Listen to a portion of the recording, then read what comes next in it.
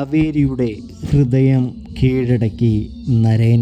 അങ്ങനെ പ്രിയ പ്രേക്ഷകരെ, കൂട്ടുകാരെ, ഈ പുഴയും കടന്നിലണമെങ്കിൽ നമുക്ക് കാണാനായിട്ട് കഴിയുന്നത് വേറെ ഒന്നുമല്ല കേട്ടോ. അതായത് ജയപാലനാണെങ്കിൽ ഒരുപാട് പ്രശ്നങ്ങൾ ഉണ്ടാക്കുന്നുണ്ട് എന്ന് കാണാനായിട്ട് സാധിക്കും.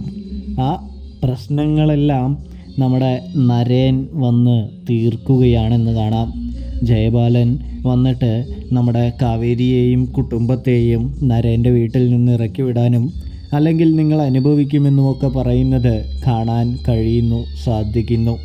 ഇതിനിടയിൽ ജയപാലനാണെങ്കിൽ നമ്മുടെ നരേൻ്റെ മുത്തശ്ശനെ തള്ളിയിടുകയാണ് എന്ന് കാണാനായിട്ട് സാധിക്കും. അത് കണ്ടുകൊണ്ടാണ് നരേൻ അവിടേക്ക് കലിതുള്ളി വരുന്നത് എന്നും കാണാൻ കഴിയും. ചാടി വന്ന നരേൻ, ഡാ നീ എൻ്റെ മുത്തശ്ശനെ തള്ളിയിടോടാ എന്ന് ചോദിച്ചുകൊണ്ട് തന്നെ ചാടി നെഞ്ചത്തൊരു ചവിട്ട് വെച്ച് കൊടുക്കുകയാണ് എന്ന് കാണാൻ കഴിയും. കണ്ടു നിന്നവരെല്ലാം അന്തം വിട്ട് നിൽക്കുകയാണെന്ന് കാണാം. മുത്തശ്ശിയൊക്കെ പറയുന്നുണ്ട് അവനൊരു ആൺകുട്ടി തന്നെ എന്ന്. കൂടാതെ ജയപാലനെ തറഞ്ചും പുറിഞ്ചും തല്ലി ചതയ്ക്കുകയാണ് നരേൻ എന്ന് കാണാൻ സാധിക്കും.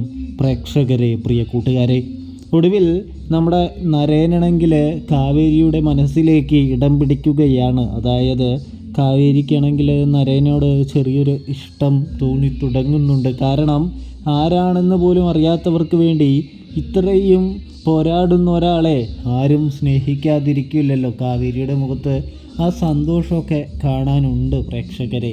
അങ്ങനെ കാവേരി നമ്മുടെ നരേൻ്റെ മനസ്സിലേക്ക് കയറിക്കൂടാൻ ശ്രമിക്കുകയാണ് എന്നും കാണാൻ സാധിക്കും.